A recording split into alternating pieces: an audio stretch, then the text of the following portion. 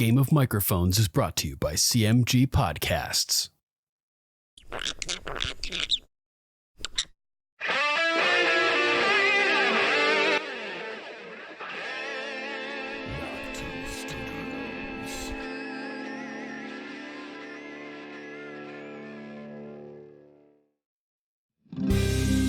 Keeping the torch lit through the long night.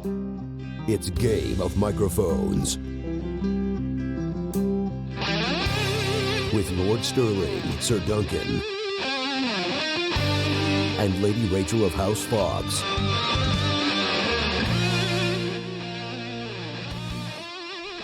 Well met and welcome to Game of Microphones. I'm Lord Sterling, Sir Duncan the Fearsome. And I'm Archmaester Stitches from the Luminescent Citadel on the Siren Isle. And I'm Princess Sarah of House Von Belteren. Thanks for joining us tonight, everybody.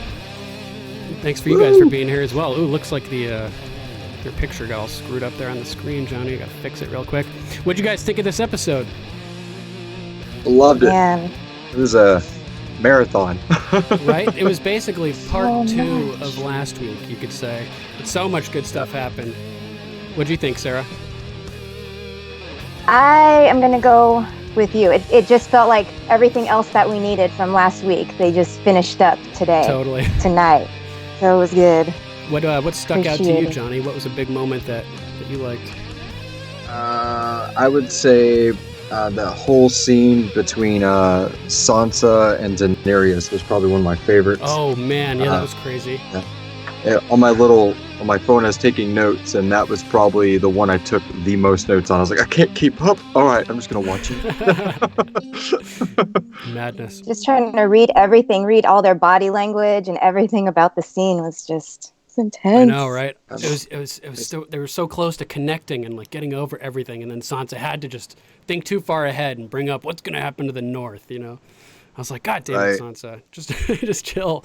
You know.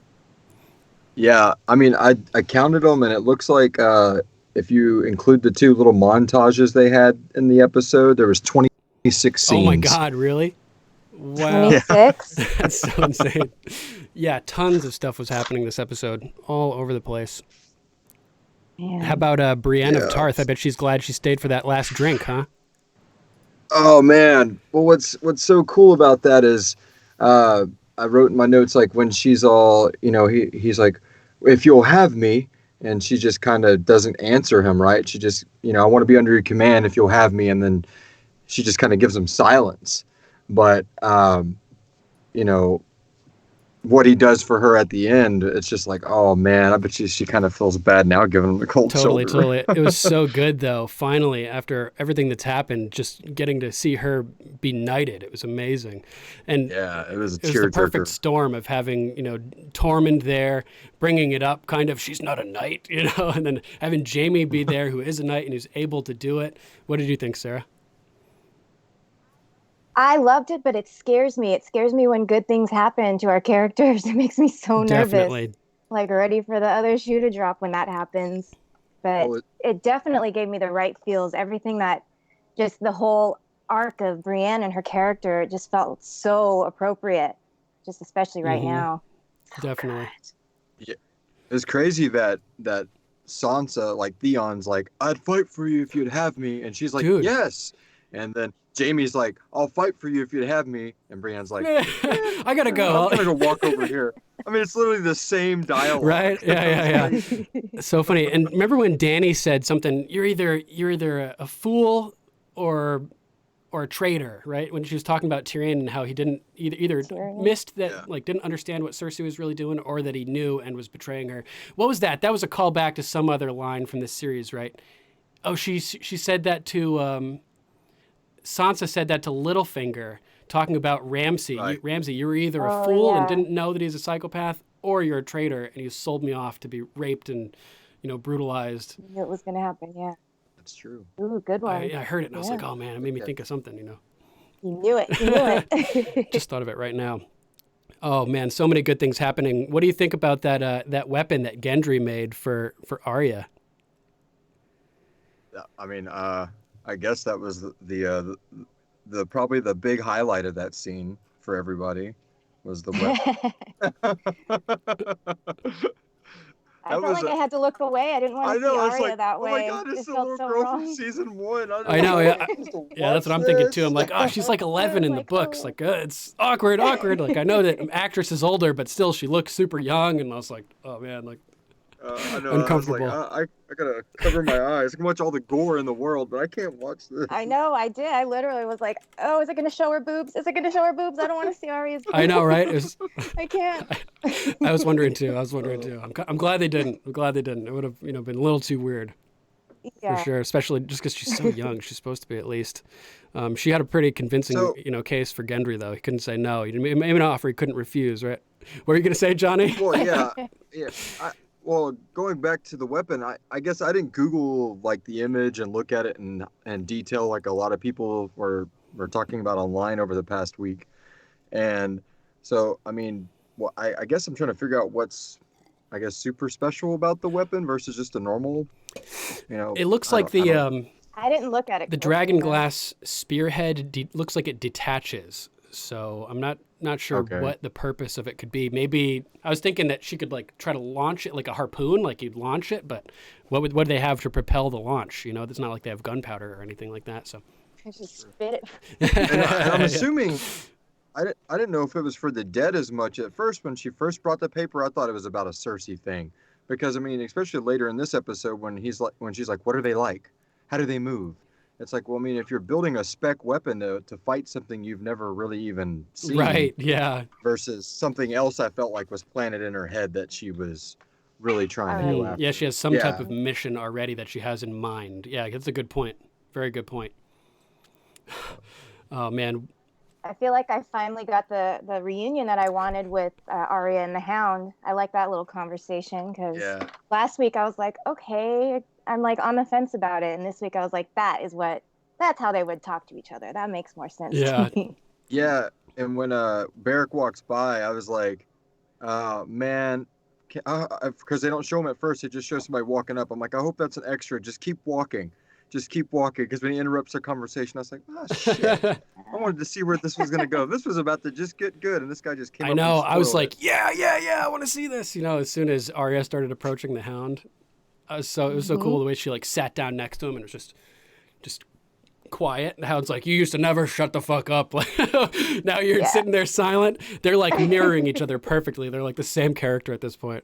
It's so funny. Well, now we know what she was thinking of. Should I just go down there? Yeah. I'm not wasting my last few hours with you old shits. Miserable old shits. I'm going to go to Bone Town, straight to Bone Town. Yep. Keith Hickman says, 7 days, LOL. Man, this is going to be a long week. It was good to see Ghost again. Yeah. Oh, I know. I did that when I was marking the scenes. He had a cameo.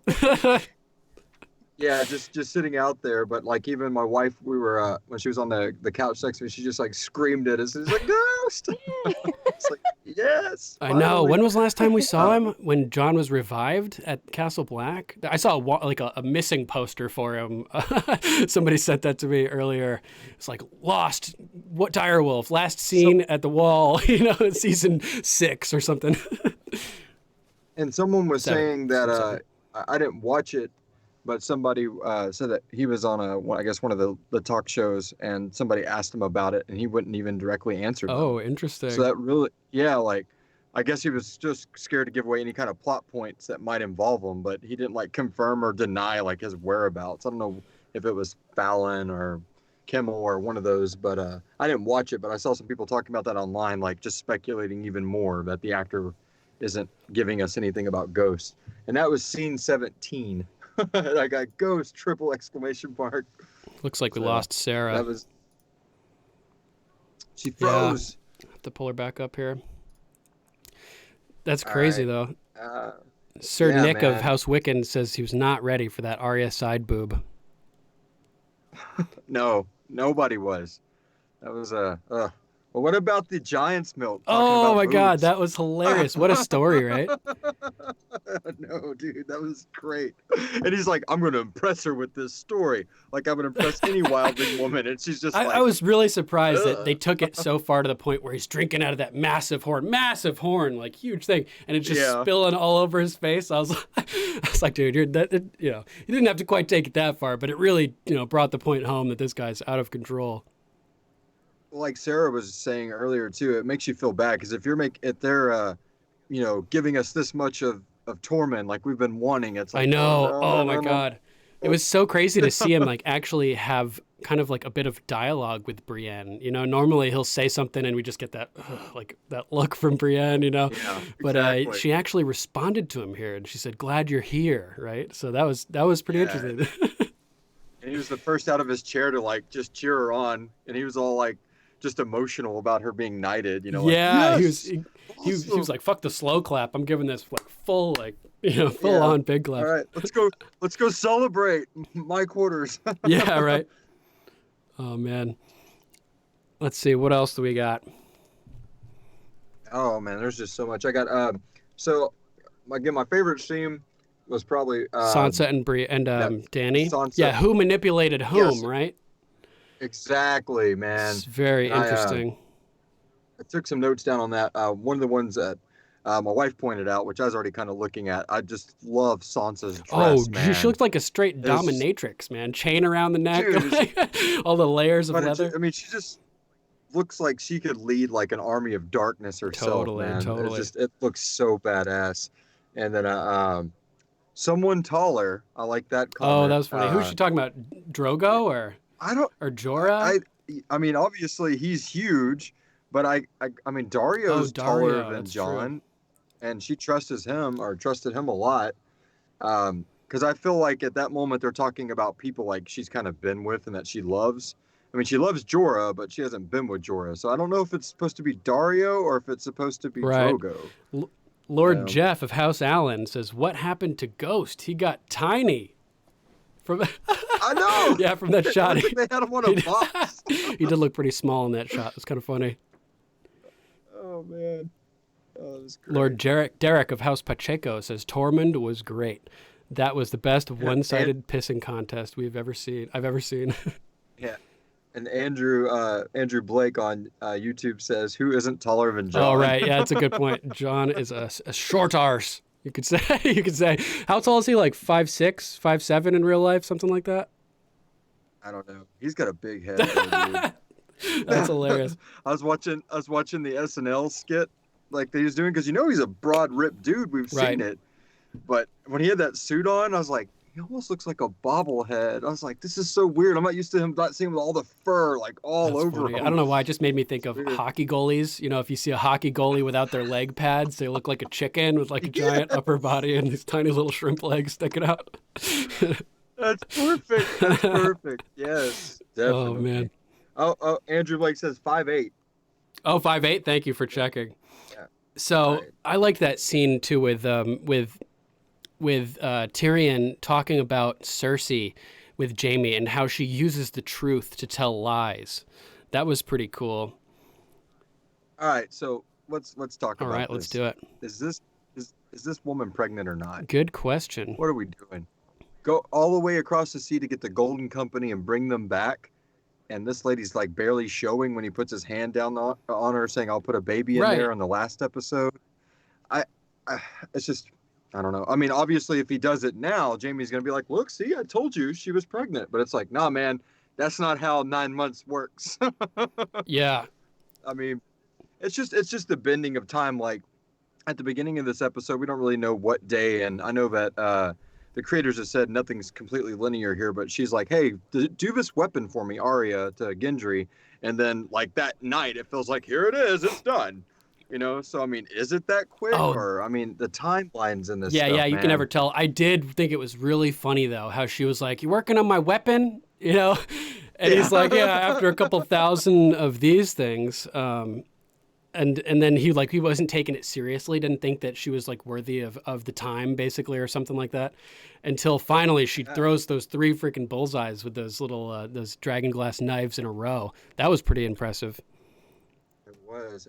Heather Jamerson says, I think that's why she slept with Euron. I guess referring to Euron because to keep the lie up. And then Keith Hickman says on YouTube, I don't think she is, but maybe she plans to offer the baby to the Night King. Damn. Here you go. That would be crazy. Don't slay me. Yeah, because what is it? Craster would always, give babies to the Night King, right? If the timeline was a little bit further along, Cersei could have had her baby and offered him as a gift to try to get on his good side. Derek Pachinko says Tormund was great. That was the best one-sided pissing contest I've ever seen. Lord Bryson of House Wolf says, yeah, definitely not ready for the Arya sex scene. Really weird. It was really weird. I felt awkward watching it. That's going to be the last time we talk about the Arya sex scene for the life. I wanted to know what it's like before I die. But, I mean, that reminded me of that scene out of Independence Day when that dude's all, like, coaxing that girl, like, hey, you want to die a virgin, oh, my God. You know, like aliens about to land. That's hilarious. Oh, it was the other way around. That's a great movie, too. Because he's just like... And it's like she was measuring him up, like, well, if he's been with a ton of people, I might catch something. But if he hasn't been with enough, this might not even be worth it. Yeah, exactly. What's the safe number? You know, like at what point would she have changed her mind, you know, up at the top or the bottom? I don't know. Analyzing this too deeply.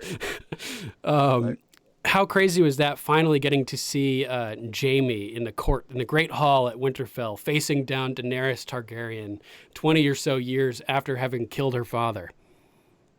Dude, that was epic. So epic, right? The opening scene was just so great. And what sucked is I guess probably because there's like 17 million motherfuckers watching this. Sorry. 17 million people watching this.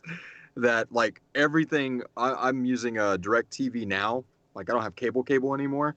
And I missed, like it locked up for like maybe 10 seconds. And we came back and Bran's like, yes, you know, I'll vouch for him. I'm like, she wasn't even standing there when it like stopped. So I missed like a little bit of that brutal. part. So I'm going to go back and rewatch that later tonight or tomorrow.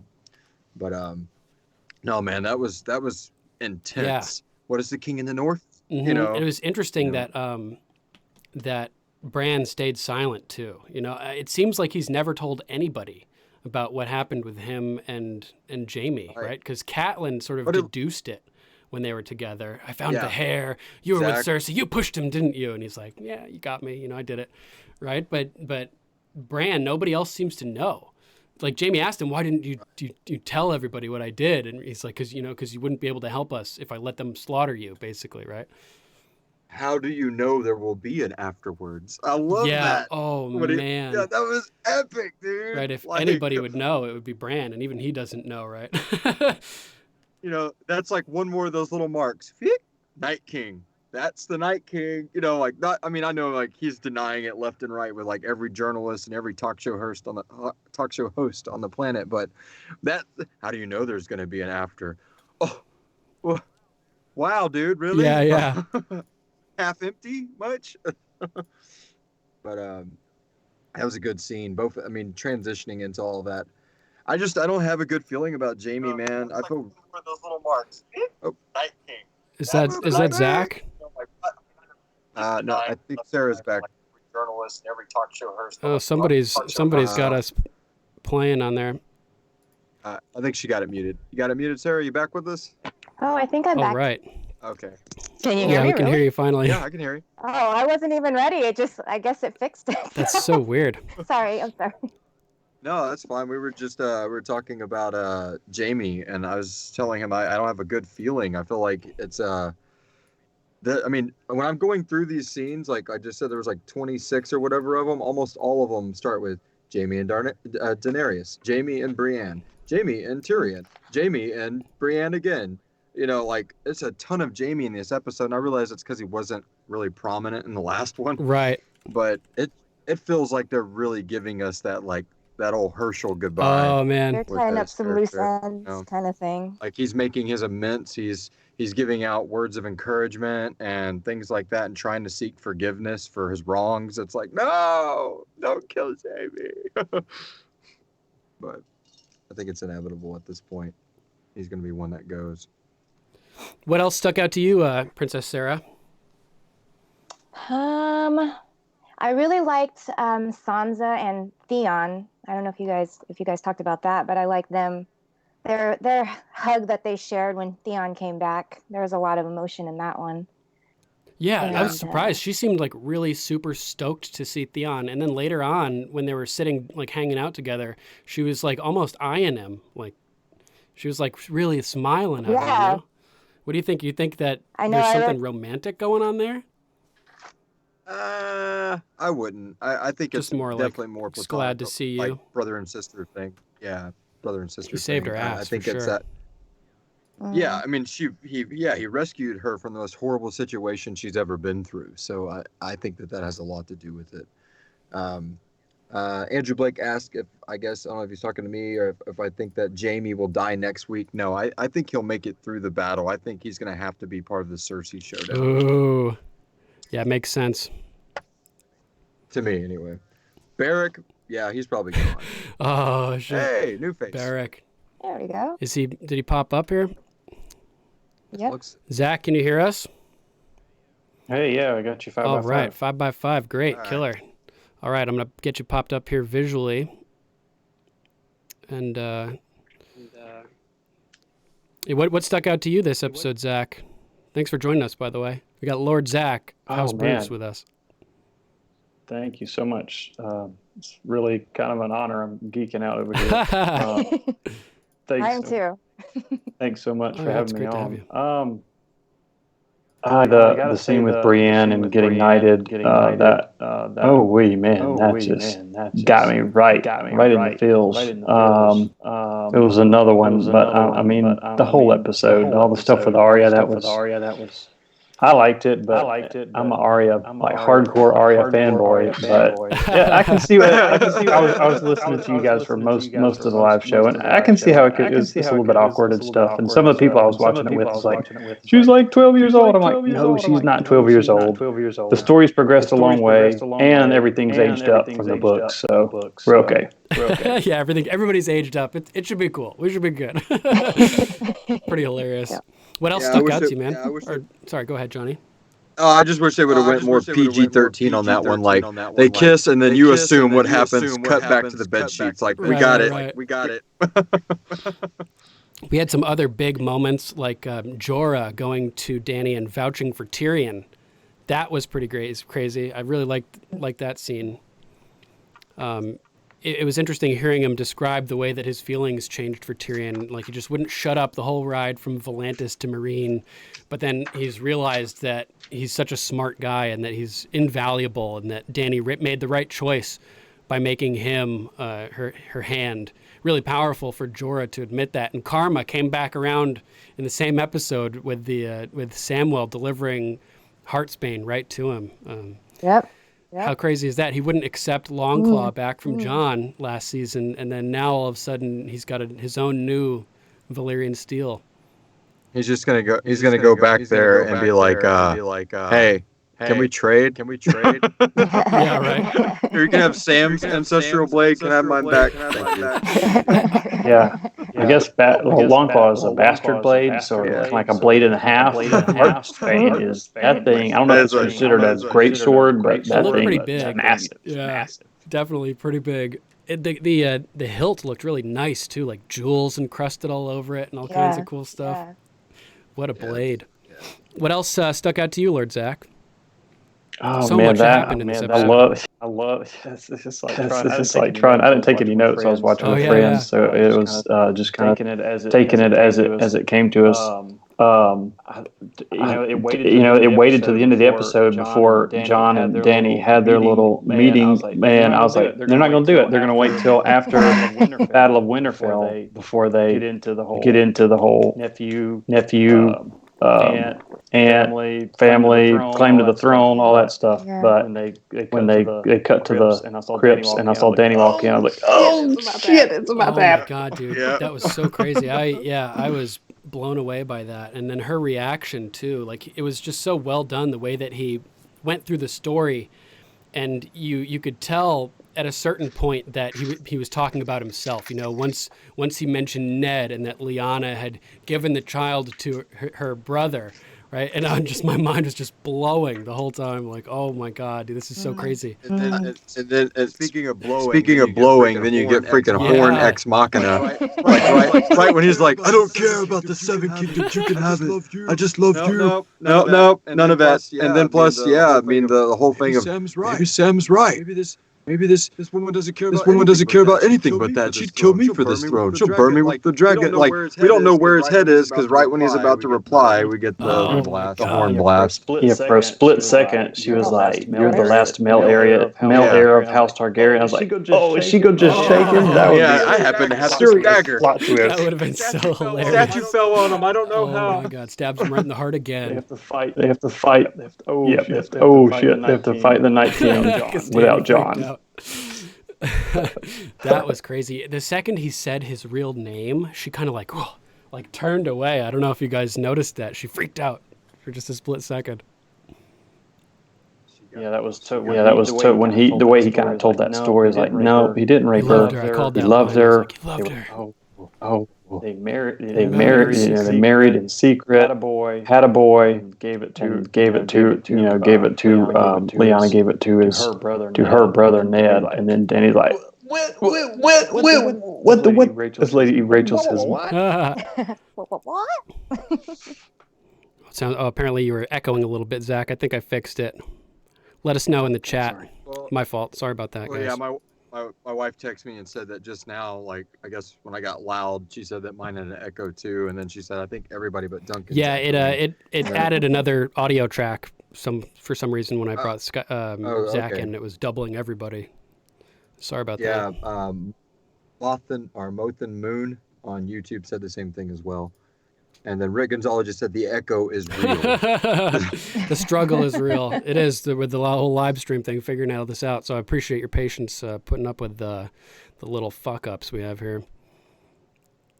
We got to figure it out. The season finale is going to be epic. Yeah. Oh yeah. Sir Andrew of House Blake says, "John, I'm actually a Targaryen." Danny, Pikachu, shocked face. Yeah, we'll see that tomorrow all over Facebook and everything. For sure. There's going to be some serious memes. Oh, man. Definitely. Giant milk. Oh, my God. Giant's milk. Stole that from somebody in the... He crawled right in bed with the Giant's wife. It's just like some of the stories he tells in the book. Yeah. Oh, man. As soon as he started telling, you want to know why they call me Giant's Bane? You know, I was like, yeah, Tormund story time. I started like freaking out. Epic. Yeah, so many good Tormund stories. I really like that whole share circle that they did. All these like riffraff characters coming together and just like shooting the shit a little. I like that. Yeah, that was really cool. People, you don't know how to get those guys in a room, and they made it happen. Yeah. Oh my God. They're just funny. It was yeah. So funny. When who was sitting there first? Just Jaime and Tyrion, right? Before everybody all came in. I was like, how can, and Bran and Pod come in looking for a warm place to chill because it's winter. But I was sitting there like, dude, how could they possibly be the only two people that were there thinking it would be cool to sit by the fire? Chilling. I'm surprised that hearth wasn't like full of people, you know, or that hall. Shortly thereafter it was. Tormund at all, and oh my bad, go ahead. Anytime I saw Tormund in this episode, I got excited. He just killed the whole episode. Oh, yeah. He was so There were so many hilarious, funny moments, not just with him, but with other characters. Yeah. When Jon sees Ed ride into Winterfell, and then he goes to like walk towards him, and Tormund just like intercepts him with this big bear my God. attack. Yeah, that was like, I felt like that was foreshadowing something happening. You know what I mean? Like, I don't know. It made me really uncomfortable. Shocking us with like being tackled out of nowhere, you know. Yeah, it was pretty crazy. They really like. Rick Gonzalez says no Cersei. Good episode. Oh wow, that's crazy. Oh, yeah, wow. dude. I didn't even think about that. 1/6 of all the episodes of season 6 that she's Good not one, in. That's crazy. There's the trivia that Amazon puts up when you watch it through your HBO add-on subscription to Amazon. Puts all kind of little trivia and facts in there, and they'll tell you this is the first episode in 42 episodes that Tyrion hasn't appeared and whatnot. So I was trying to think back how long there's been an episode without Cersei. Good question, man. It's been a while for sure. That is a good question. I'm sure the internet's already all over it. Yeah, definitely. So I was going to bring up real quick. I really liked the scene with Davos, Gilly, and the little girl with the scars on her face, like a callback to like. Oh yeah, to Shireen. Shireen. Yeah, that was so cool. That was really cool. They're gonna need you to protect them down there. And Amy, my wife, said that the actress that plays Gilly is pregnant, but it looks like they weren't going through great lengths to hide it. So I don't know if we're insinuating she's just that been eating really Sam's well since she arrived at Winterfell. Well, I mean, of course, my conspiracy theory brain just went with, if something happens to Sam, we got little Sam back home, and then we have new Sam. Like, so I was like, that'd be really cool. So many Sams. But that was a good scene. That little girl just showing like the pride of the North, like how they think. All the little girls in the North are so tough, man. Like Gendry thought Arya was a joke until she did her thing and proved she was real. This girl wants to fight. Lyanna's like, I'm Mormont. She's like, I'm not gonna sit and knit while the men fight. When the battle comes to the North. So all these girls like are just ready to fight. It's badass. And I like that nobody argues with her. They all just are like, okay. Yeah. Right. Gilly was really slick about that. Trust me, guys. Don't mess with her. with that little girl getting the soup. Which direction should I go? Gilly was so smooth with it. She's like, you want to fight, huh? She's like, yeah. Then it's a good thing. They're going to need you down in the crypts. They should have had Gilly talk to little Lyanna Mormont, help out there. Sarah, you predicted it too. The tiles at the beginning of the episode in the intro sequence, they were already all down to Last Hearth, and it was all frozen over. And then they started making their way down to Winterfell. We called that. We had a feeling that it was going to change and evolve every week, showing us the White Walker's path. So, given that, that's what it seems to be doing thus far. Where else does it show in the map? It starts with Last Hearth, goes to Winterfell. Then it heads further south and we end up at King's Landing. Is winter going to arrive in all of these places one by one? Is this hinting that Winterfell is going to fall and that we're going to see those blue tiles get all the way down to King's Landing? Oh, that would I be honestly think so. Like, see them like retreating to like as far as the Twins or something like that. Like watch the map go. Because we had that vision that Dany had in the House of the Undying so long ago, where we saw the roof of the throne room destroyed, and whether it was ash or snow falling in the throne room. Winter may hit King's Landing, like winter, the dead winter. What do you think, Lord Zach? It's very possible. I mean, I think if we're really thinking that there's going to be a positive outcome from the Battle of Winterfell, I presume it's going to be next week. I didn't watch the next week on Game of Thrones. Yeah, I never watch it either. I watch trailers, but really, you do? Trailers, but I don't want to watch next week on this show or that show. Right? Yeah. I mean, I watched it on The Walking Dead and some of the other shows, but the stuff that I'm like really invested in, I don't. Sometimes they just show too much. I was like, I don't want to. I watched it, and they're all in Yeah. No, that's right. That was kind of cool. Everybody in my group, after their little conversation about not going home to Noth or where, one or both of them, that was too nice of a conversation. Use the Walking Dead. You have a nice little conversation about some dream of home or something. Yep. No good. And that, definitely. And so like, Grave Worm will eat it, but everybody else, like when the Red Keep falls in from snow and dragonfire, everybody just retires out there. Well, it's a good idea that he had. Imagine if Grey Worm is the last one standing. He's like, fuck, I hate the North. I don't even want to be here. I don't like this place. Something significant of after Jaime gets acquitted, if you will, at his trial at the beginning, Grey Worm comes up and gives him his sword back. Slams it into his chest. Brienne has Oathkeeper.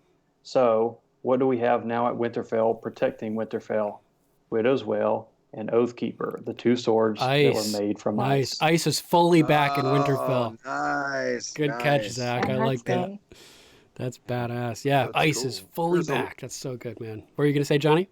There's a lot of Valyrian steel in Winterfell right now. Like, I mean, the dagger, Cat's Paw dagger, Heartsbane, Ice, and it's basic and it's full. That's really cool how like they brought all that together. Like, you know, we followed dire wolves, and you know they kind of got capped off one by one, but it's kind of nice at least to see the swords, you know, come to where they're. And you know that the shit is about to hit the fan. If all of the Valyrian steel swords are getting to the same place at the same time, you know shit is about to kick off big time. I would imagine, at least, right? Yep, absolutely, for sure. Pete Clark says on YouTube, it's like Ragnarok, Twilight of the Gods. Very interesting. Yeah, there's lots of parallels between the Ragnarok mythology and the various characters in the Song of Ice and Fire. Who is it? I think it was Brendan B. Fish wrote an essay about it, maybe, that is full of really interesting details, analyzing various characters and who represents who. Like King Robert with his warhammer is a parallel to Thor, you know, with his big hammer.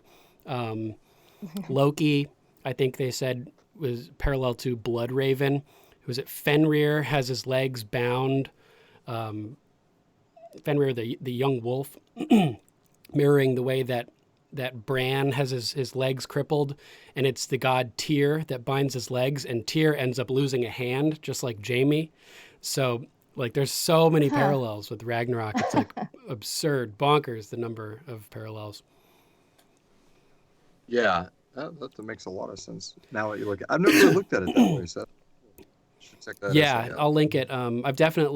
We've covered bits and pieces of it before on in our Game of Thrones in history. Heather Jameson says the dog formerly known as Ghost. Oh yeah, right. Poor Ghost, his tiny little self. He gets small and big. He'll get big again. That's hilarious. I mean, to me, he didn't look that small. He was in the background, so the whole perspective thing in the camera work, and I know they have to work with angles and camera tricks to make the wolves, the dogs, you know, look a lot larger than they are. But he was in the background, you know, on the battlements. So it was hard to tell the size. Looked fine to me. I'm just glad we saw it. Yeah, I know. I bet Travis was happy when he saw Ghost pop up. Hell definitely. Yeah. Well, maybe until he saw him and realized it's just Ghost. Lord Derek House Pacheco says, I wish Mira Reed would have shown up before the dead. She may very well have Dark Sister in her possession. More Valyrian steel needed. And the other thing that she could have in her possession would be her father, potentially, who may be the key to making Dany believe the truth about Jon. Because, like, what did she say? Oh, the most important secret in the world that's been kept so secret, and it just so happens that your best friend and your brother are the only two people in the world that know about this. Sounds a little bit suspicious to me, a little fishy. Sounds kind of like you're trying to usurp my claim, you know. I'm just saying, right? So if Howland Reed were to show up and vouch for the truth of the incident, or it's too late for him to show up. Winterfell's going to fall. They're going to have to be pushed. Yeah. They're going to be pushed further south, and they're going to try to they're going to have to pass through the Cranagman territory, and they're going to link up with the Reeds, I think, who are going to join the fight at that point when it arrives at their doorstep. And then maybe we'll get Howland Reed, who can tell the truth to Dany and affirm what Jon has told her. What do you think, Zach? You think we're going to get Howland Reed? I mean, they have to, I think, now, because what she brought up about, you know, questioning Jon's sourcing for his, you know, this story about, you know, his parentage. Mm-hmm. So if an independent, I mean, he was Ned's, I guess he's not a bannerman of Ned since he's from the Neck, not from the North, but he fought alongside Ned, you know, in Robert's Rebellion. I think it's definitely a more independent source than yeah. I think it might be hard, though, from the TV show standpoint, even though we saw this character in a flashback with young Ned, bringing in somebody completely in that, I mean, if he doesn't, I guess, jive right, just even in the writing, it might make it the opposite. Like, who's this guy? You know, like make it more turmoil, especially since he's still a friend in the family of the Stark line. I mean, it's just now your brother, your best friend, y'all's ancestral allies. Come on, man. I don't think Dany wants to know the truth either. I think she doesn't want to know. Yes, exactly. That's what I was about to bring up. She won't accept it. I was going to say, let's say that Dany just, you know, brings the proof, and it is what it is. It, you know, he is who he says he is.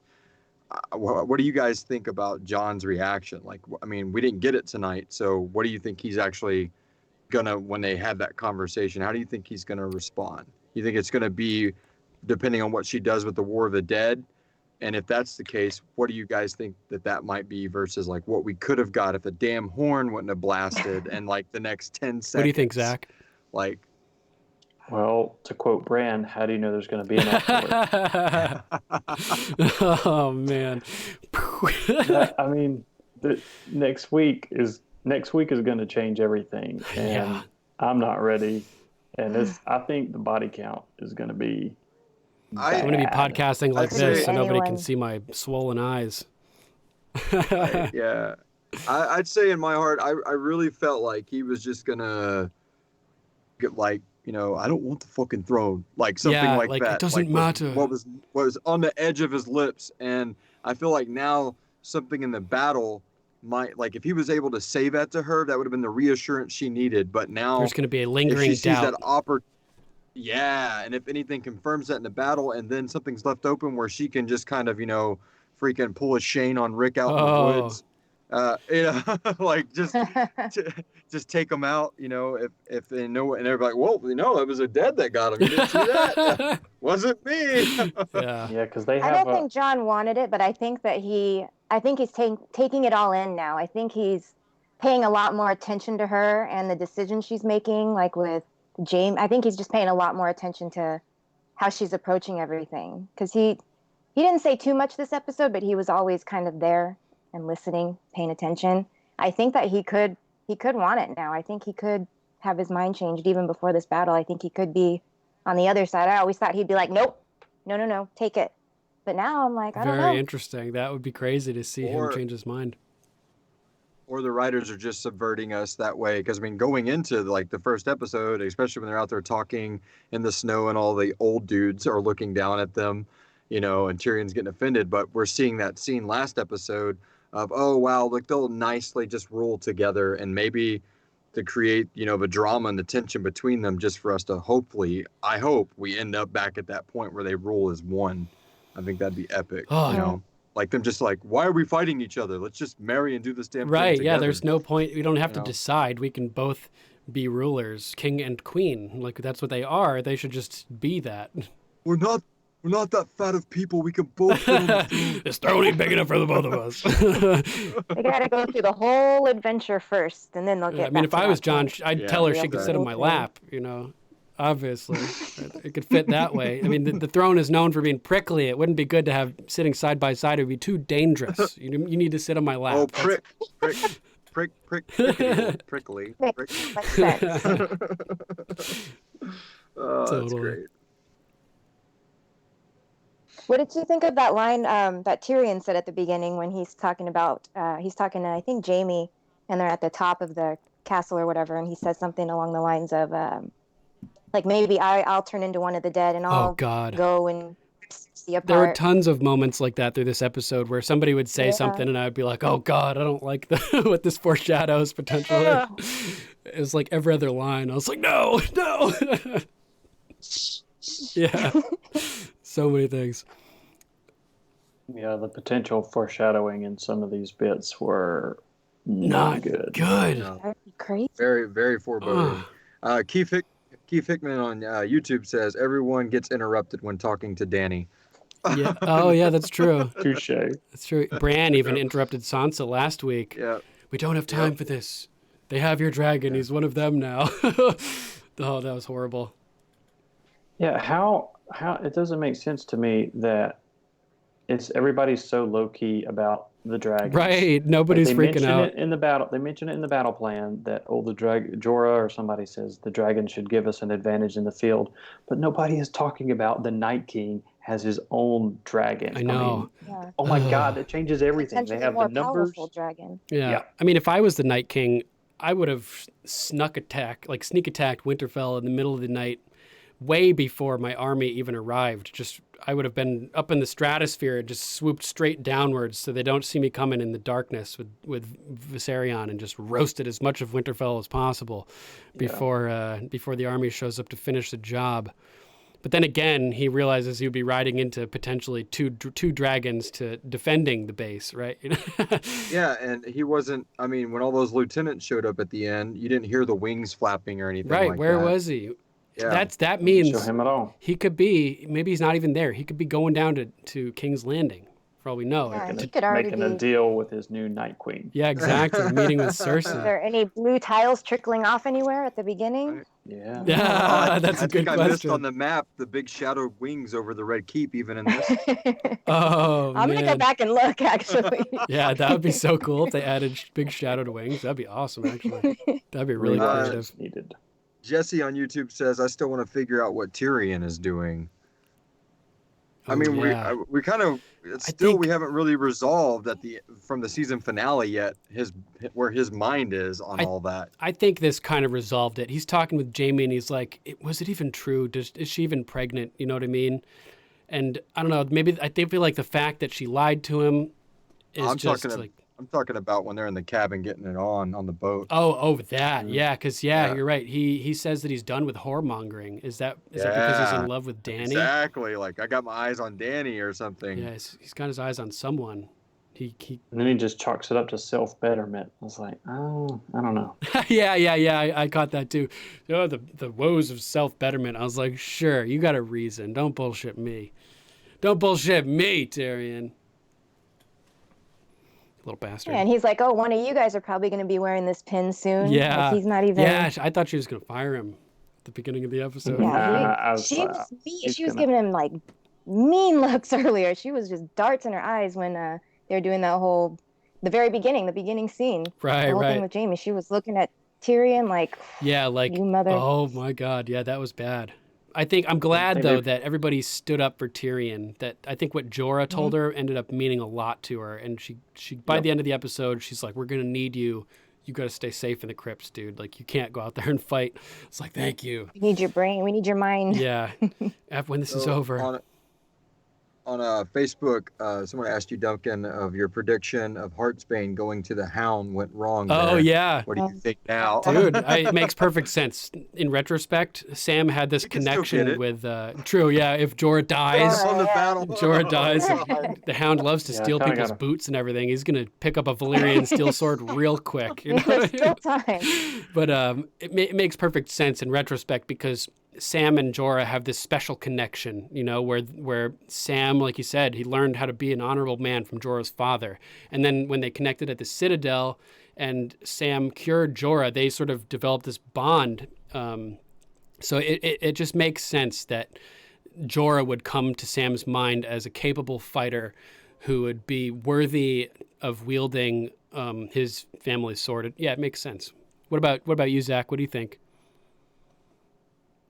I don't know. There's a scene from the trailer that came out, I guess a month ago now, where hey, hold on. Is this about the future? Does this happen in next episode? Well, I will. Yes and no, but I'm going to connect it to this episode. We don't want to know anything that happens in the future episodes. Jorah has Heartsbane. So okay. In the trailer. I mean, it happened really, in the trailer. It happened really fast, but of course the internet was screenshotting it and zooming in and rebuffering it and comparing it to when Sam pulled it off the mantle or the wall at Horn Hill. And beautiful looking sword. It's definitely the same sword, and so we got that confirmation tonight. So nice. That was a pretty interesting. I don't know. Sometimes when that stuff happens in the episodes, I'm like, oh, I already knew that was going to happen. So, dang it, maybe I shouldn't watch these stinking trailers after all. Yeah, right. I never watch any trailers. Or at least stay away from the trailer breakdown videos. And oh God, yeah, for sure. Definitely don't watch those. Yeah, I got it.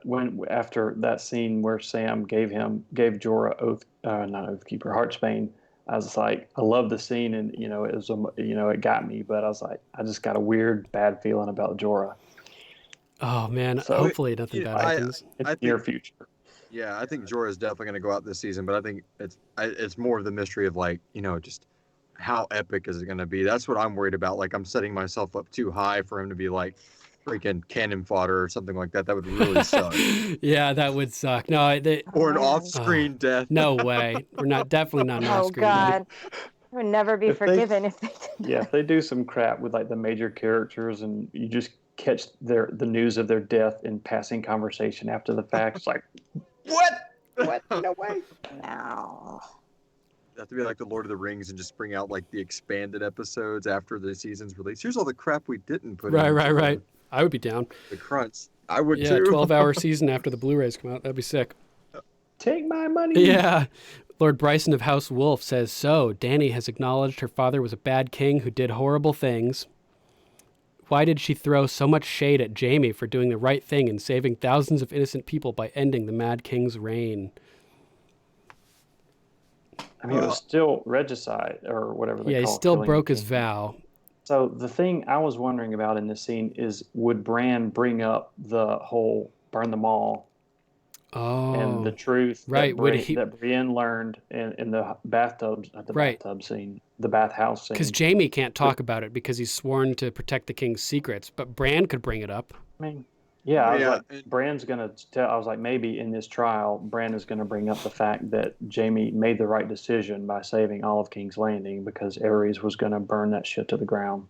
Yeah. No, he was too busy, just quoting them. I will be right back. I got to let the dog in. You guys continue talking. I'll be right back. All right. I think I would have thought it would have been hilarious if somebody would have been like, what the hell did that mean? Why did Bran just say that? The things we do for love? Like, what? What is computer Bran over there talking about? I don't fucking understand. We need some context, please. What does that mean? Oh, he pushed me out a window. They're used to his crazy already. They're like, oh, that's just Bran. See, that's the thing. Sansa needs to, or not Sansa, Dany needs to have some one-on-one time with Bran so that she can realize how legit his Wi-Fi is. And, he's going to say something creepy to her, like how beautiful she was when she married Khal Drogo or something like that. And, so she can understand the absolute truth of the stuff that he's saying about everything, but of course about Jon's parentage and what it means to their relationship. I think one of the things that Duncan and Rachel, they had been talking about on the podcast was that they think that maybe Sansa and Arya already know about Jon and his heritage and everything, just because she said that line of, you remember who your family is and stuff like that when she first reunited with him. That's one of the things they were talking about. Maybe they already know the information. Yeah. Which would explain things. That would. Heather says that the episode name was A Knight of the Seven Kingdoms. Yes, that was great. And it's knight, like obviously like knighting somebody, not like knight. But that's a reference to Sir Duncan the Tall, because the compilation of the Dunk and Egg novellas is called A Knight of the Seven Kingdoms. So when he's like, arise, Brienne, Sir Brienne of House Tarth, a knight of the Seven Kingdoms. And that's even better because Brienne confirmed is a descendant of Sir Duncan the Tall, right, Zach? Yeah. Oh, so man. I was like, Inception, baby, Inception. Yeah, when he said that, I was like, yes! And then Tormund starts, a knight of the Seven Kingdoms, and everybody's like cheering. And I thought it was just a beautiful moment when Jaime was like, you don't need a king to make a knight. All you need is any knight can make another knight. I'll prove it. Kneel. And he goes and walks over, and Bran starts to walk over to him, and Tyrion is like, oh, I gotta see this, and gets up, and then everybody gets up and starts like turning around to watch. It was just such an awesome moment. And like, we're not going to get good things like this after this episode. You know what I mean? So it was nice to get a few of these really, really awesome moments like that in this episode. Like, I never even thought that would be a thing, that Brienne would get knighted, but how cool is that? It's so obvious after you see it. You're like, oh, this thing that she's been chasing forever, and he could just do it. Yeah, and she earned it. It's so great that it came from Jaime too, who she idolizes and loves potentially, and he's able to do her this great honor by knighting her. It's just so cool. Yeah, right after she vouched for him, changed Sansa's mind. What a moment that was, trial. Too. Yeah. And she just stood up and it was like, I mean, who in Westeros is going to stand up and vouch for Jaime fucking Lannister? Only the most honorable woman in all of the land. Who knows the truth about everything. Yeah. Burn them and all. she knew the risk. Yeah. She looked worried every time she answered. Her lip was quivering like, okay, here I go. Danny was, about this far from, let's go outside and meet my pet dragon. Right. Well, I mean, she told the story about how Jaime saved her from the men that were about to rape her. But how about even after that, without his hand, he jumped into a bear pit, put his life on the line to put himself between her and a bear. So, I mean, the least she could do is put herself on the line to vouch for him in this occasion. Well, and it goes back to what he said to Bran too. I'm not that man anymore, and I mean those little events add up to that. So in the YouTube chat, Heather poses another good question, Heather Jamerson, which is, who do we think will be the first to go at the Battle of Winterfell? Oh, fuck. I guess period at this point. Tyrion? I mean, no one's really been lost this season. Oh my God. What do you think, Princess Sarah? I'm thinking, I'm pretty sure we're going to lose Grey Worm. It was too Rick good Gonzalez this just said episode. that. I'll take you there after the war. I'll take you to North. No, you won't. Yeah, that was too beautiful. Nope. I wrote down like, yeah, right. Not happening. Oh, that's going to suck. Yeah, you're probably right. I could see Grey Worm being lost. That'd suck, though. Gotta love Grey Worm, right? I just don't know if we're going to lose a lot or if we're going to lose just a couple. I'm worried that they keep comparing it to Red Wedding, and I'm worried that it's going to be this like. Oh, there's 10 characters gone. Did y'all enjoy episode 3? Like right now. Like the border in Walking Dead. Yes. Yeah. Bye. Yeah. Spoiler alert. Spoiler alert. Oh yeah. Oh yeah. What? Season's over. You need the context. Yeah, and I didn't really say anything about. So there was some pretty interesting moments when John learns what happened to Last Hearth after Dolorous Ed and Tormund and everybody arrive, and somebody has a great line. They say, "Whoever's not here now is with them," and that is not good. That is an ominous line. Cersei's not here now. So it could be, hinting at a connection. That's a good one. Stupid Robert Glover. Heather answering her questions in the chat says she thinks Pod will be the first to go. Oh no. Rod. He was out there training people. That was fun. Yeah, he was fighting pretty well. I thought it was so cool how Jaime saw Brienne from the battlements and in the field overseeing Podrick as he's training this guy, and he goes down to talk with her, and she's like, "What are you doing? We've never gone talk for this long without you insulting me." And he's like, "Well, do you want me to insult you? No. Good." That's a classic moment. And it's just it was interesting. He's really trying to make a connection with Brienne, and there's all these moments where with love triangle type moments in this episode, like in the hearth in the hall there at the end with Tormund showing up and talking with Brienne, and you can see Jaime in the background watching as somebody's trying to get with Brienne basically, and it's got to make him think if I'm gonna make a move on Brienne, it's got to be sometime soon, basically. Rick Gonzalez says over and under at least 5 mains dying in episode 3. Oh jeez.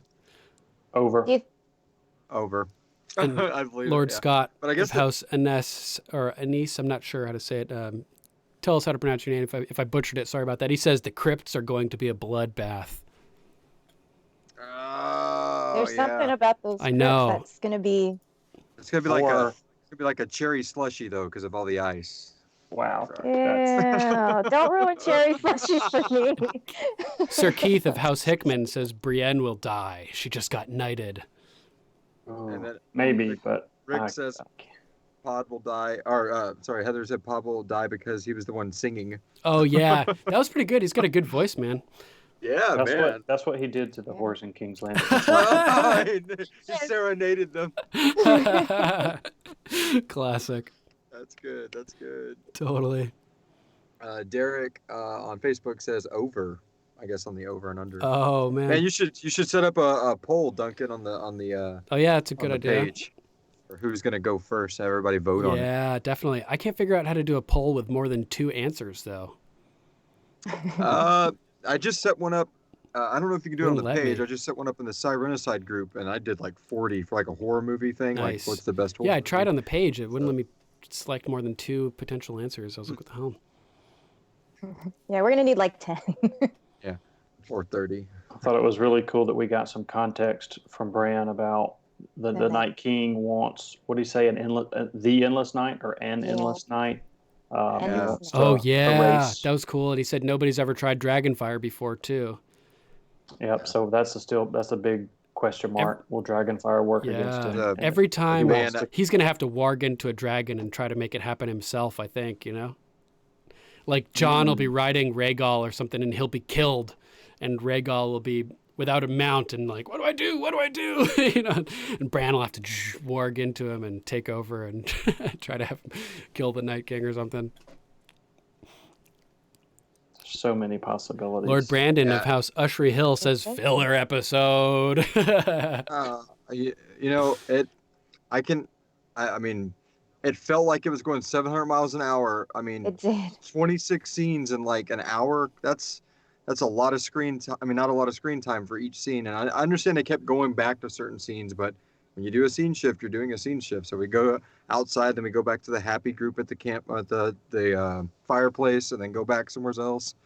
It's a lot going on just to give you those exposition points between those characters, so you can. And it was fast. It was dialogue. Yeah. I know we said we were going to bring up the Arya thing again, but I mean, it was a big scene like that was just like, wham, bam. I mean, and that's probably how it really went. But you mean bound chicka bam bam? Yeah, bound chicka bam bam. But yeah, that was. I can see why somebody would say filler on it. I mean, I still enjoyed the shit out of it, but it was. I was like, man, you blink, you're gonna miss a scene. Yeah. Lord Jason of House Panette. What's up, Jason? Says Theon Greyjoy survives with Bran. The survivors retreat to the Iron Islands, and the game continues for the final 2 episodes. Arya's play for the throne being with Gendry. Great episode. So many deaths next episode. I think most of, if not all, the Starks will die. Or survive, sorry. Oh. Damn. Yeah. Yeah, I did not think that this show could ever redeem Theon for me, but when he showed up in the Great Hall and Sansa ran over to him, the look on her face.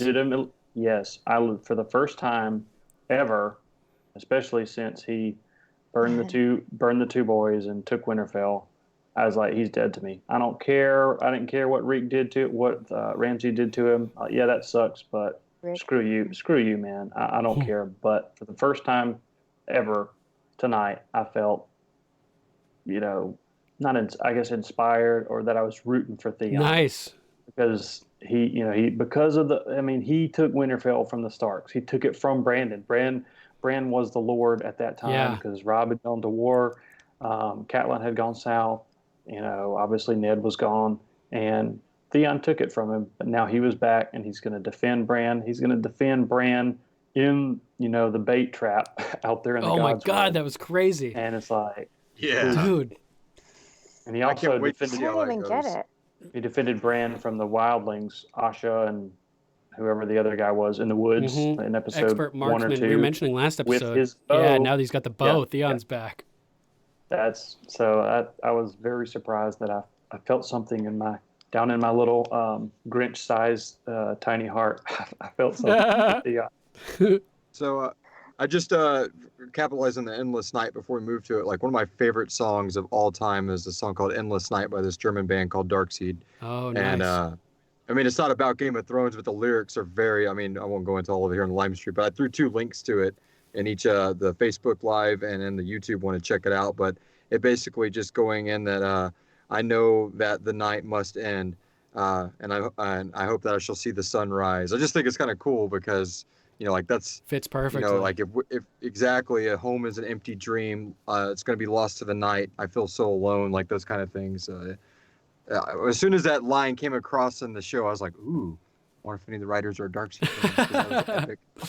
And then we had the Night's Watch reunited with Sam and John and Dolorous Ed hanging out together. And Dolorous Ed says, whichever of us is the last standing, burn the rest. And I was like, oh God, I'm not ready for that. And Derek says, here's the heartbreaker question. Will we see Hodor next week? Oh man, I hope so. Yes. We got to see Undead Hodor, right? Right. That'd be the coolest. That'd be so I feel epic. like when Jamie, when Tyrion were talking about Cersei and, Tyrion was asking if she really is pregnant, and Jamie says yes. I feel like the writers are telling us that that's the truth, but I still say it's bullshit. I think Jamie genuinely believes it, but I don't have anything definitive. I mean, she drank wine with Euron last week, but she didn't doesn't care about that. Yeah, right. But she didn't with Tyrion. But was that to get Tyrion to believe that she was pregnant? To believe that she would send her army north. I just don't buy it. I don't buy it. Tyrion said a really good line. He said she's good at using the truth to tell lies at that. And that was a really good line. Epic line. But I still think that's to subvert us too. I don't think she's pregnant at all. I don't feel like she is. I feel like they're trying to tell us like, yo, guys, she is pregnant. But we're sorry. I know our timeline issues suck on our show, so we have to tell you she's pregnant. Yeah. It's pretty funny. Pretty funny. I think Arya was just creepy this whole episode when she was with Gendry and throwing the dragon glass at the wall and saying the faceless man lines. He's got... Sorry, go ahead. He's got many faces. I look forward to seeing them. I was like, oh, that was so cool. Yeah. I love that scene. That was a line. That was a line from the trailer. Oh, really? Yep. Nice. Andrew Blake on YouTube said someone in here did point out that Cersei is only prophesized for 3 kids. Oh, very interesting. Yeah. That's what I thought when they first brought that up. Season 7. I was like, no, 3 kids you shall have, gold shall be their crowns, gold their shrouds. Right. Yeah, the whole prophecy. Good point. I had forgotten about that. Gold will be their shrouds. All the rest of them were, Robert's, little bastards running around King's Landing. Yeah, could that signify that she'll be killed before she's able to give birth if she is pregnant? Maybe. But there was also that story that she told Catelyn in season 1 about I was gonna say that. The dark-haired little baby. Yeah. But was that the truth? Was that Gendry? There's theories abound. That's true. Very true. And what does that say for the prophecy? That doesn't really... Right. Some people would say, so the prophecy, as Grimm has said many times, prophecy is, like magic. It's, there's a line from the books. Grimm. That Melisandre and somebody talk about that magic or sorcery, I think, is a sword without a hilt. It's hard to grasp. Yes. It can cut you, and the implication meaning that, it'll cut you just as quick as it'll cut the person you're trying to, use it against. Great line. Yeah, it's a sword that you can't control where it's swinging, basically. You can act like swing it, but you never know if it's going to keep swinging around and come back to get you. Right. Yeah, it's a great quote. I want to do more research about the whole story, the backstory about Jenny of Old Stones and how she came to court, and I don't have all that story down. So I want to research that and figure how that song, and look at kind of do a deep dive into the lyrics of that song that Pod sings, and that's also playing when the credits roll. Yeah, we got that song twice this episode. Yeah, so that's something about Rhaegar, something about Jon, Dany, all the above. Yeah, let's see. I'm pulling it up on a wiki of Ice and Fire at the moment. Of course, I click it and now it's like spinning wheel of death. She was wife of Duncan Targaryen, the Prince of Dragonflies. It says, now it's gone. Jenny of Oldstones. But at first I thought they were going to break out into Bear the Maiden Fair. Right, yeah, some typical song that we've heard before. Tyrion's new song, Hands of Gold Are Always Gold. Yeah, I love that song. Yeah. But I love that they went to something new. We've had Jenny of Oldstones be referenced a couple times in this season. I believe she was brought up last episode as well for some purpose. I don't remember exactly what it was. But I do remember recently that Jenny of Oldstones was mentioned. Yeah. So here on Wiki of Ice and Fire, it says, Jenny of Oldstones was the wife of Duncan Targaryen, the Prince of Dragonflies. There are many songs written about her, including Jenny's song, which the ghost of Highheart always wants to hear. She wove flowers in her hair. She claimed descent from the long-vanished kings of the first men. Prince Duncan Targaryen loved Jenny so much he married her against his father's wishes, breaking his betrothal to the daughter of Lord Lionel Baratheon. King Aegon tried to have the marriage undone, but Duncan refused to give her up, ultimately giving up his rights to the throne for her. That's pretty significant. Giving up a kingship for a woman, you know? Well, that plays right into our story. Yeah, exactly. Our current story.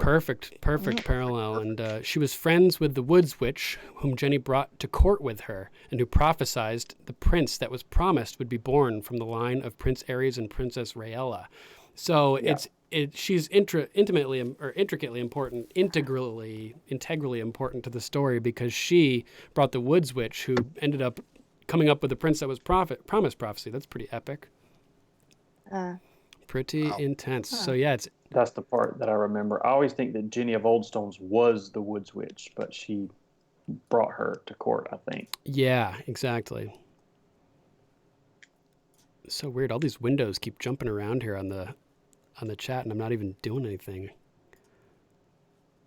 I'm not on the Facebook chat. I'm just looking Keeping the torch lit through the long night. Yeah. It's Game of Microphones. Yeah, I see what you're talking about. Yeah. Like, With Lord Sterling, Sir Duncan, Man, so many good things happen in this episode. and Lady Rachel of House Fox. So there was that moment too where someone had said, "We're all gonna die," talking about the battle that's coming, and Tormund looks right at Brienne. At least we die together. yeah.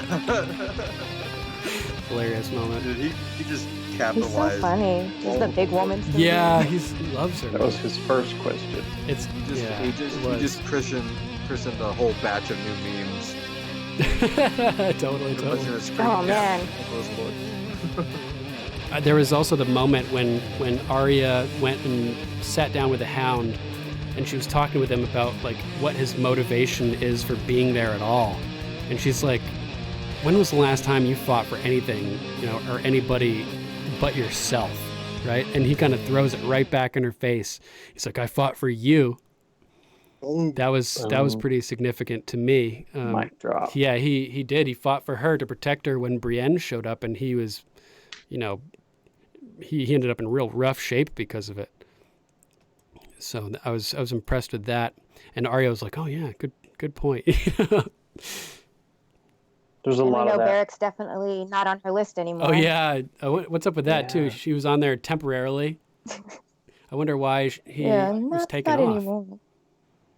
We need more information about why the list has changed. What's up, Arya? What's going on? Yeah. Which You would face think- are you today?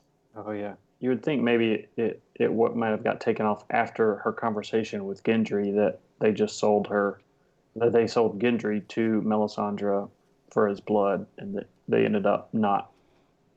Melisandre ended up not completely sacrificing him like she did to Shireen.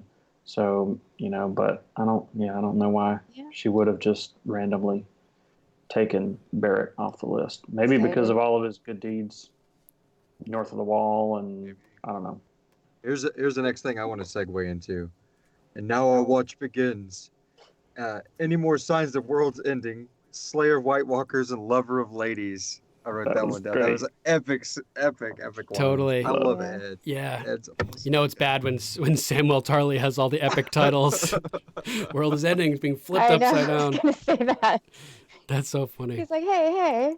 Very dolorous in this episode. Dolorous Ed. Very dolorous. Yes, he was. He's even more like that in the books. He has so many just funny little lines and stuff about whatever's going on. Yeah. He's great. He's fantastic. He's one of the he's in the books and the Great show. book character. All kinds of funny lines from him for sure. Keith Hickman asked, have we had a scene with Arya and Tyrion yet? I don't think so. So either. How about that scene we got with Tyrion and Bran, though? I thought that was really cool. He wants to hear Bran's story. Somebody in the chat, maybe Telling the Lord whole Bryson. story. Yeah, somebody said that they wonder if Bran will tell Tyrion about what Jaime did. Well, what did they talk about? That's the I mean, didn't it cut away? Yeah. They basically just sat and said that he'll tell him the whole story, and he's like, I got time. So. Yeah, I took that to mean that Tyrion got the whole download, I should say, the gist, granddata. Yeah. Which is, I mean, how scary is that information? I mean, they don't do anything for no reason. If this guy is pining for Dany or for favor or whatever he's thinking outside that cabin of the last season, and now he's got all this information from Bran, depending on how much Bran gave him. That's what I was curious. Like, I wonder what they talked exactly all about. Like, how deep did Bran go into like what everything is in that moment? Yeah, because he likes Tyrion. I mean, he made him a freaking saddle. Yeah. I mean, so there's got to be some history there of him trusting him enough to maybe tell him what's going on. Whether or not he trusted him before, now he can look back into his history and see everything and realize that he's trustworthy. Hopefully, as long as he didn't betray Dany to Cersei. What were you going to say, Princess Sarah? It also seems like Bran's putting the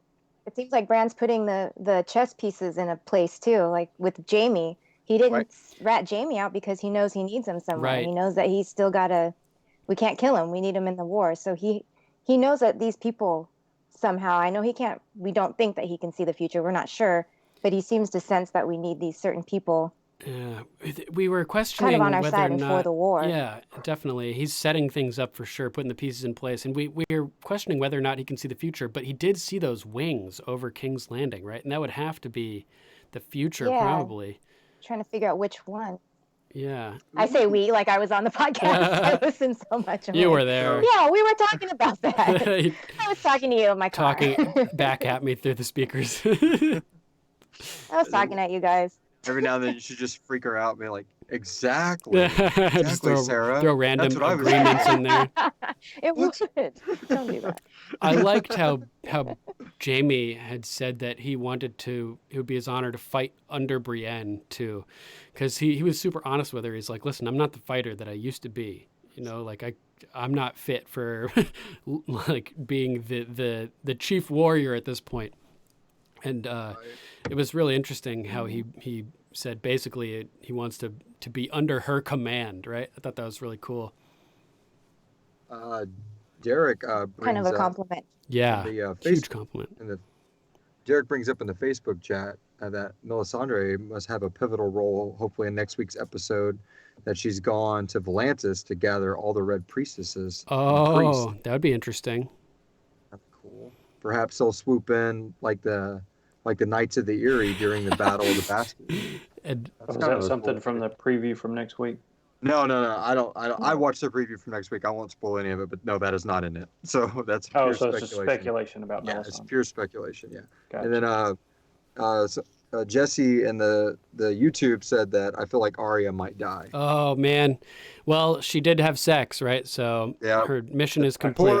Horror movie rules. You're done. Yeah, exactly. Arya dies. I'm done. I remember like should have stayed Jason. Stay a virgin. You'll make it. Yeah, one of those Jason movies. There's like a couple having sex inside of a tent, and like Jason has a street sign and just like comes flying through the side of the tent and just cleaves the girl in half. She's like splits in two like Beric Dondarrion when he fought the Hound. You know?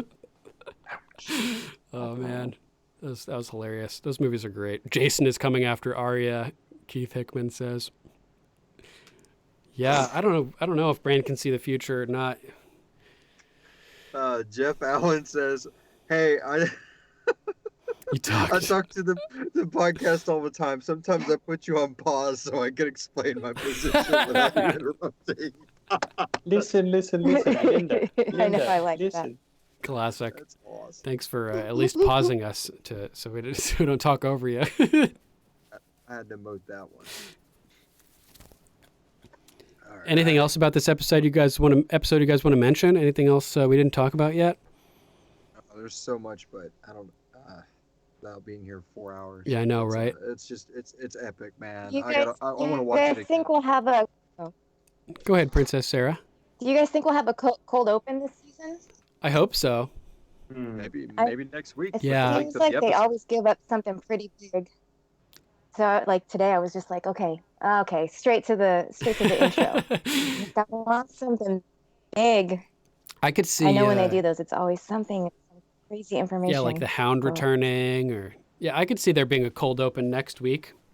Something big like the Night King doing something major, like randomly or something like that. Or if it is a returning character, that'd be a really good spot for this Melisandre theory. Yeah, that's what I'm.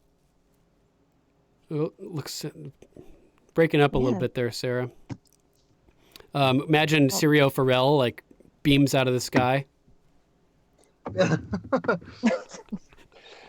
He arrives with a fleet from Bravos. Yeah. Well, what was that, Johnny?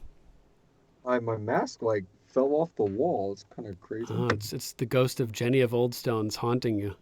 Right? Exactly. Everybody always gets in here like when we record for Sirenicide, we're so freaked out, and it's so like, scary. it's just a paper mache mask, and then it's like now it's flying at me. It's like, okay, yeah, maybe they were right to be afraid. The one that tries to attack you. That's great. That's pretty awesome. So, anybody else got anything else to say, or should we wrap it up? I think that's it. we We covered pretty much all the everything. scenes. Lord yeah. Charles of House McAuliffe says, "What are y'all's predictions for the bittersweet ending we're promised?" That's a good way to end the episode. All right. Yeah. Guess ladies first. That's you, Zach. No. You know what? I'm waiting. It changes every episode because I get a new vibe from each character every episode that comes. So I just never know. I have to think about it again because I'll have kind of an idea of what I think would happen and what I want to happen, and then I watch an episode like this where the character, like, I'm trying to think if John is still on the same page that he was on before. I'm trying to figure out what the hell Arya is doing because she's like building crazy weapons that we don't understand. Oh, I'm nervous for Arya now too. I'm not sure. Yeah, it's What about non-virgin. Johnny? Are you going to say something? Yeah, I think my bittersweet thing is I kind of, especially after listening to your guys' podcast last week, I think it would really be super dark and I would piss a lot of people off if it just does not have a happy ending. Like, no bittersweet to it. It's like, this endless night happens. I think, especially, with all these series they have like built up. Does something come back from that? The Night King being defeated. I don't think the Night King is going to be defeated and then it's going to move to a Cersei thing. Like, I just don't feel like I see that happening anymore. I feel like the Night King is either going to kick ass enough to make them retreat to the point where they have to like work together, like they have to, or something's got to give, like where these two forces, or they freaking, it's like a pincer move and Cersei closes in from the south and the Night King closes in from the north, and she does get bitter. Yeah, I know, but there's no sweet to mine. What I'd like to happen would be for, of course, Jon and Dany to be married and share of a throne, and have Bronn to get his castle, and two castles.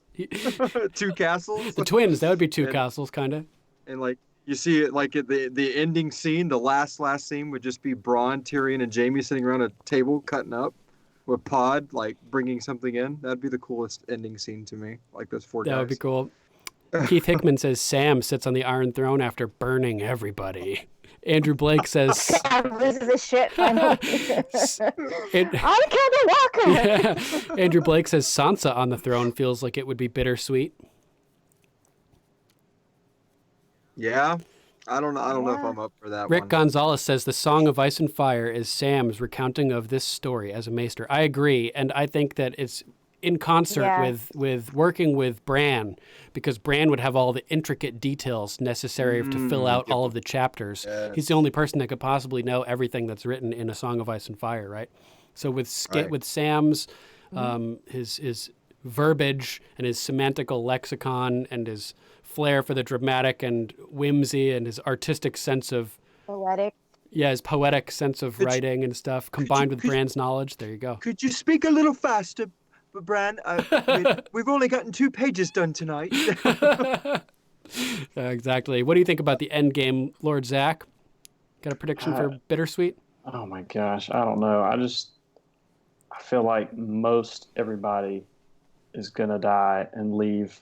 I mean, yeah, I don't know, a Sam or I'm totally clueless. My hope is that Arya and Dany survive, and I don't know, because those are my two favorite. But realistically, I mean, I don't know. I'm really holding out hope that Arya survives somehow. But ultimately, if neither one of them survive, as long as Cersei dies a brutal death, it'll that would be bittersweet. I'll lose my favorite people, but as long if Cersei gets off scot-free, that's the sweet part. Or if she dies. I mean, if she gets off as the Night Queen turned into a White Walker or some other bogus bullshit, I'm done. Yeah. I quit. I don't want that either. If she turns into a White Walker, I'm going to be pissed. That's not good enough. I mean, if that's Thanos the is going to end, come in. if that happens, but then somehow her and the Night King still get defeated, okay, that, it's kind of the reverse of what Tyrion was saying. Maybe after I'm dead, I'll go, whatever he said, kill her, rip her apart. I was like, that would be cool. That would be cool to see. That would be awesome. Yeah, when he said that, I was like, ooh, that would be pretty wild. Imagine a little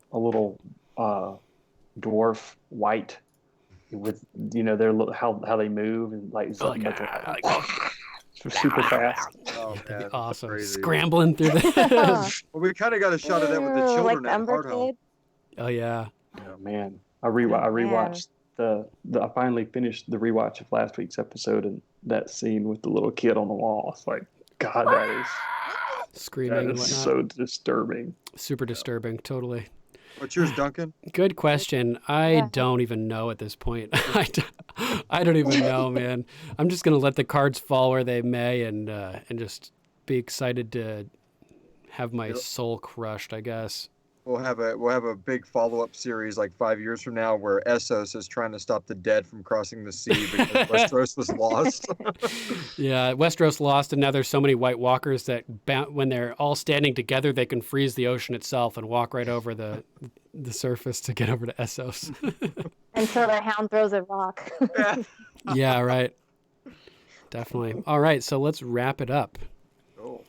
Okay, everybody, that is our episode 111 live. Thank you for listening, everybody. Also, a huge thank you to John Bailey, the epic voice guy from the Emmy-nominated Honest Trailers, for announcing our show. If you'd like to donate or subscribe to support us, you can go to paypal.me/GOMpodcast or patreon.com/GOMpodcast to donate an amount of your choosing. There are links to both at gameofmicrophones.com. Doing some online shopping? Go to our gameofmicrophones.com and click the link to our Amazon. As an Amazon associate, we earn from qualifying purchases. Any contribution you make helps, and you can help secure the continued existence of Game of Microphones. We'd also like to thank our patrons, Sir Matthew of House Repp, Lady Lucy of House Roberts, Lady Candace of House Tews, Lady Teri of House Theodore, Lord Jeff of House Allen, Sirenicide, Lord John of House Grilz, Luke, the Low Duke. Thank you also to Lord Bryson of House Wolf, Corey Eugene of House Coon, and I think I pronounced that right. Thank you guys all for your support. We appreciate it very much. And also make sure to check out Sirenicide, the serialized horror drama featuring me and Archmaester Stitches over that way. Yeah. Ooh, creepy. It's pretty awesome. Go to sirenicide.com. Yeah, download it wherever you get your podcasts. All right. We want to give a huge thanks to Lady Lisa of House Sky, the Pyromancer. She has been clutch behind the scenes of making the Game of Microphones website and keeping it up and running. She's also a very skilled artist, and you need to check out her book, The People You May See. It is available on Amazon, and it is Prime available, so just go buy it right now and have it in the next few days. I actually purchased the book, and I've read it to my daughter. I've showed it to my son.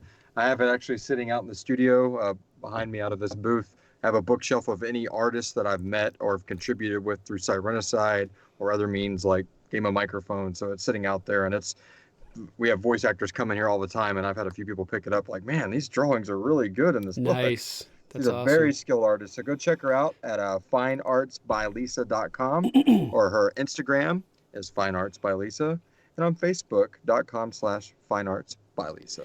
Did any of you guys check or catch what the name of this episode was? Yeah, that's what we talked about earlier. They said it was. Oh, that's what somebody in the messenger Night of said. the Seven Kingdoms? A Night of the Seven Kingdoms. Oh, no way. That's the name of the Yeah. episode? That's awesome. That must have been when I was letting Bailey in. Yeah, that's freaking That's great. awesome. So next episode, we'll be covering, we'll actually be covering this episode again, just in a lot more detail later in the week. So make sure to give it another watch, take notes, send us your thoughts so we can read them on air. We love to do that. If you guys would like to call us, you can always reach us at 813-563-3739. That's 813-JOFFREY. If you'd like to write in, you can email us at ravens@gameofmicrophones.com. Yeah, and check out our Facebook page at facebook.com/GOM podcast. M-slap. Oh. Gosh. You can also listen to Game of Microphones on YouTube, BitChute, and Steemit. Just search for Game of Microphones to find our channel. We're also on Twitter, Instagram, Gab, and Minds at GOM Podcast, and Tumblr at Game of Microphones. A huge thank you to Archmaester Stitches from the Luminescent Citadel of the Siren Isle. Also, Princess Sarah of House Von Daltrin for joining us tonight. And, of course, Lord Zach of House Bruce. Thank you guys so much for being here with us. And thanks to everybody who's been in the chat talking with us this whole time. It's been a blast being able to discuss this live after the fact with you and break it all down together in a little group therapy session. So we'll be back again next week to do the same thing. And we'll have even more technical glitches worked out to prevent some of the fuck-ups that we've had happen this week. To prepare for the finale, where it's going to be perfect. I triggered the intro Finale will be music. clutch. Yeah, I triggered the intro music again at least once during this broadcast. So my bad for that. That's worth hearing over and over and over. That's amazing work, man. Oh, That's thanks. Awesome. Yeah, Yep. for anybody who doesn't know, I did play the guitar and program the drums and everything in the new Game of Microphones intro theme song. So Love it. Metal. thanks. All right, guys, we'll catch you all very soon. That's our show. Thanks for joining us. We'll talk to you guys soon. All right. Later.